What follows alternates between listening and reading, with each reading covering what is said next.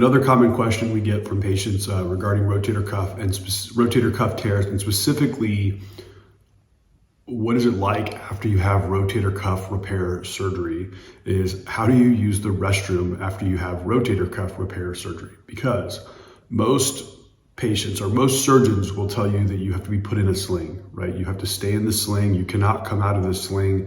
And if you come out of the sling, you're going to tear or you're going to mess up what we just fixed in surgery, all right? And I'm here to tell you that is false, right? So we utilize slings purely for comfort and nothing else, with the exception of a couple of very specific surgeries that we do that is less than 1% of our rotator cuff surgeries.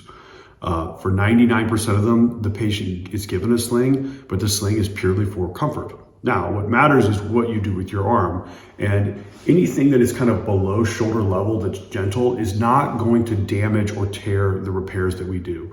The repairs that we do are extremely strong as long as it's in a controlled fashion. So again, getting back to how do you go to the bathroom? You just go, right? Like you just go to the bathroom like you normally would, and you can use your hands just like you normally would without any fear that you're going to damage the repair. So that's it. I mean, it can be a little bit sore to move your arm in those ways, yes, but you can do it. And all of our patients do it, and they have no trouble. So that's a common fear and a common question patients give is, how do I go to the bathroom? You just go and you use your arm and shoulder just like you normally would, albeit with some soreness after the surgery in some people. So that's it.